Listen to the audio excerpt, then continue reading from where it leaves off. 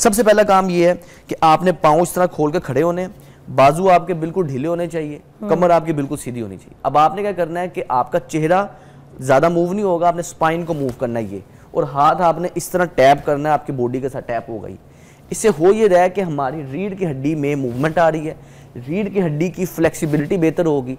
उम्र बढ़ने के साथ साथ सबसे पहला काम ये होता है कि डिस्क की में डीजनरेशन शुरू हो जाती है, डिस्क की हाइट कम हो जाती है, आपका बाकायदा तौर पे लिटरली कद छोटा हो जाता है, क्योंकि डिस्क के अंदर फ्लूइड होता है वो कम होना शुरू हो जाता है। तो अगर आप ये वाली एक्सरसाइज करेंगे तो इससे डिस्क हाइड्रेट होती है, उसको खुराक मिलती है, कभी भी चुक नहीं पड़ेगी, कभी भी कमर में दर्द नहीं होगी, हिप में पेन नहीं होगी इस एक्सरसाइज से। नेक्स्ट एक्सरसाइज 1 मिनट करना, रोजाना करना, हर एक्सरसाइज को 1 मिनट के लिए।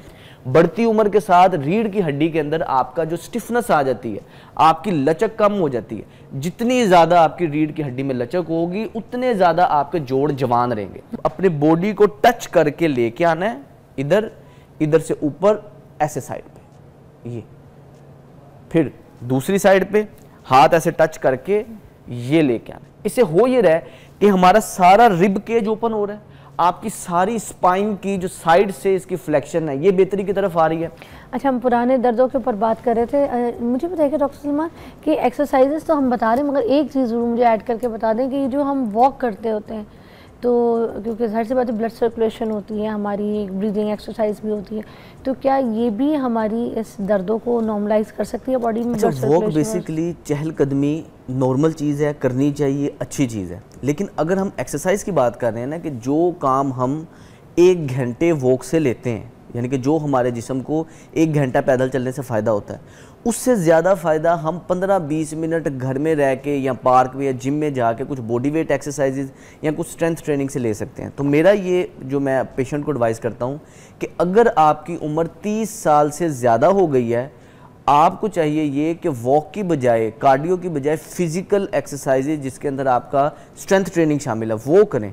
वॉक से जो हार्मोनल चेंजिंग होते हैं ना, उम्र के बाद आपको हार्मोनल चेंजिंग आना शुरू हो जाते हैं, उसमें सबसे बेस्ट चीज़ ये है कि आप स्ट्रेंथ ट्रेनिंग करें, वेट उठाएं, एक्सरसाइजेज वो वाली करें जिसमें जोर लगता है। कम वक्त में हम ज़्यादा फ़ायदा ले सकते हैं। अच्छा। ऐसे में वो जो बिजी इंडिविजुअल हैं उनके लिए बड़ा फ़ायदेमंद है, जिन्होंने काम करना है, ऑफिस जाना है, वो 20 मिनट लगाएंगे, पसीना निकालेंगे, उन्हें फ़ायदा आ जाएगा। यही अगर उन्हें वॉक करके उतना फ़ायदा लेना हो तो उन्हें 1 घंटा 1.5 घंटा वॉक करनी पड़ेगी। इसलिए मैं ये कहता हूँ कि वॉक जो है करें, अच्छी चीज़ है, रोज़ाना चहलकदमी करें, लेकिन अगर आप फ़ायदा लेना चाहते हैं तो आपको चाहिए कि स्ट्रेंथ ट्रेनिंग करें, जो कि जिम में चले जाएं, जो कि जिम में जाएं, या वैसे आप बॉडी वेट एक्सरसाइज भी कर सकते हैं। आइए जी, एक्सरसाइज बताइएगा। अच्छा, अब ये जो एक्सरसाइज है ना, स्पेसिफिकली ये एंटी एजिंग एक्सरसाइज है। ये लिटरली आपके जोड़ों को 10 साल तक जवान कर देंगे। अच्छा, बहुत आसान सी एक्सरसाइज है, लेकिन अगर आपने रोजाना करनी है, वो लोग जिन्हें दर्द है वो एहतियात से करेंगे कि किसी एक्सरसाइज में दर्द ना हो, और जिन लोगों को दर्द नहीं है वो रोजाना करेंगे कि बदलते मौसम में कोई मसला नहीं। सबसे पहला काम ये है कि आपने पाँव इस तरह खोल के खड़े होने, बाजू आपके बिल्कुल ढीले होने चाहिए, कमर आपकी बिल्कुल सीधी होनी चाहिए। अब आपने क्या करना है कि आपका चेहरा ज्यादा मूव नहीं होगा, आपने स्पाइन को मूव करना है ये, और हाथ आपने इस तरह टैप करना है, आपकी बॉडी के साथ टैप होगा ही। इससे हो ये रहा है कि हमारी रीढ़ की हड्डी में मूवमेंट आ रही है, रीढ़ की हड्डी की फ्लेक्सिबिलिटी बेहतर होगी। उम्र बढ़ने के साथ साथ सबसे पहला काम ये होता है कि डिस्क की में डीजनरेशन शुरू हो जाती है, डिस्क की हाइट कम हो जाती है, आपका बाकायदा तौर पे लिटरली कद छोटा हो जाता है, क्योंकि डिस्क के अंदर फ्लूइड होता है वो कम होना शुरू हो जाता है। तो अगर आप ये वाली एक्सरसाइज करेंगे तो इससे डिस्क हाइड्रेट होती है, उसको खुराक मिलती है, कभी भी चुक नहीं पड़ेगी, कभी भी कमर में दर्द नहीं होगी, हिप में पेन नहीं होगी इस एक्सरसाइज से। नेक्स्ट एक्सरसाइज 1 मिनट करना, रोजाना करना, हर एक्सरसाइज को 1 मिनट के लिए। नेक्स्ट आपने इस तरह पाँव जोड़ के खड़े हो जाना है, एक हाथ हिप के इस साइड पे रखना है, अब दूसरा हाथ अपने बॉडी को टच करके लेके आना है, इधर इधर से ऊपर ऐसे साइड पे, ये फिर दूसरी साइड पे हाथ ऐसे टच करके ये लेके आना। इससे हो ये रहा है कि हमारा सारा रिब केज ओपन हो रहा है, आपकी सारी स्पाइन की जो साइड से इसकी फ्लेक्शन है ये बेहतरी की तरफ आ रही है।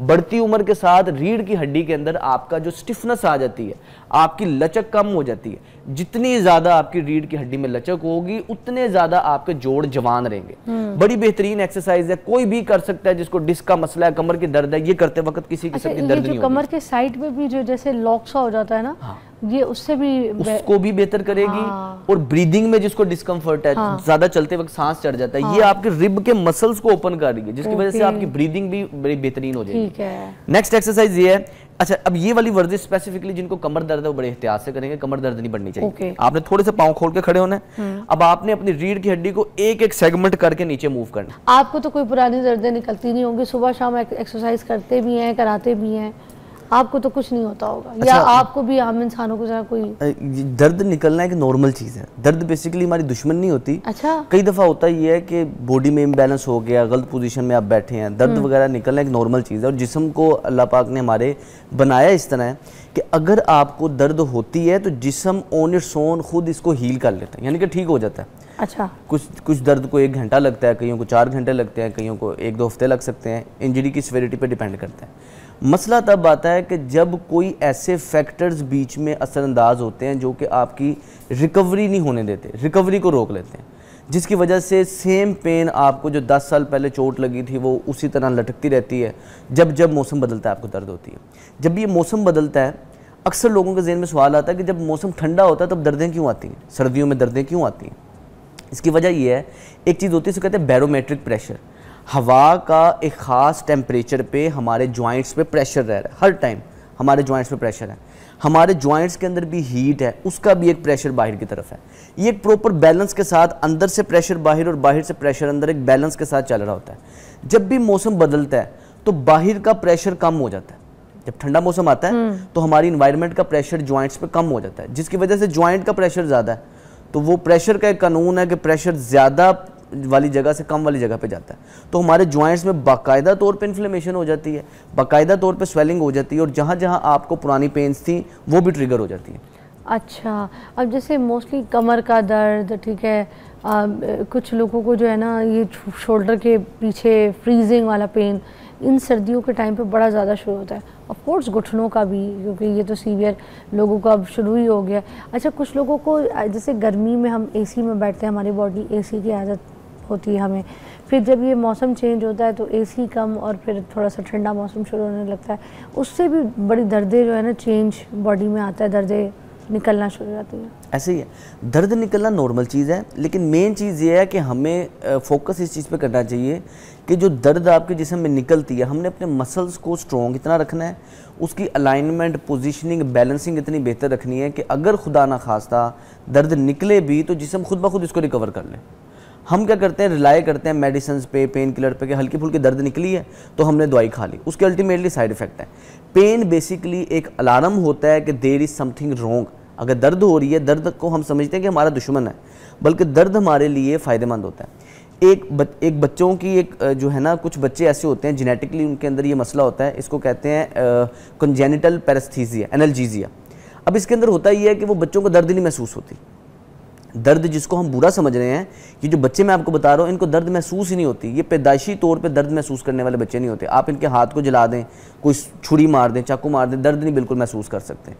अब इन बच्चों की उम्र बहुत ज़्यादा कम हो जाती है। उसकी वजह ये है कि आम हालात में हमें, आप बैठी हैं, थक जाएंगी, टांग चेंज कर लेंगी, पोस्चर चेंज कर लेंगी, कमर सीधी कर लेंगी, सोई हुई हैं अपनी पोजीशन चेंज कर लेंगी।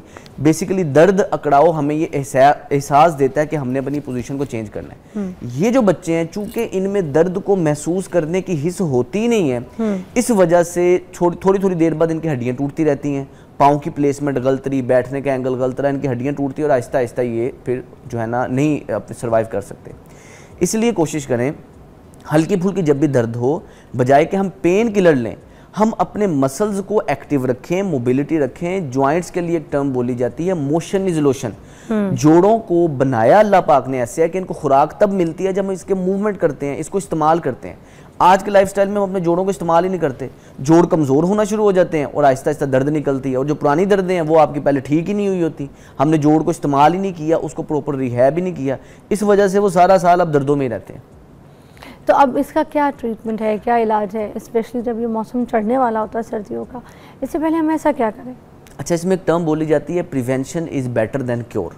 सबसे पहले तो हमने अपने जॉइंट को प्रिवेंट करना है, अपने जॉइंट्स की एज को रिवर्स करना है। ऐसा पॉसिबल है कि 25 साल का शख्स है, उसकी जोड़ों की उम्र 60 साल है, ऐसा भी पॉसिबल है, एक 60 साल का शख्स है, उसके जोड़ों की उम्र 30 साल हो जाती है, यानी कि जोड़ों की एज को रिवर्स किया जाता है। इसके लिए कुछ एक्सरसाइज हैं, एज रिवर्सल एक्सरसाइज है, एंटी एजिंग एक्सरसाइज इनको कहते हैं। तो अगर आप कहें मैं परफॉर्म करके सलमान भाई एक ब्रेक के बाद हम इसी के ऊपर बात करेंगे, ये क्योंकि थोड़ा सा एक इंटरेस्टिंग चीज़ है कि आपकी एज कुछ हो मगर आपके जोड़ जो हैं वो जवान हो।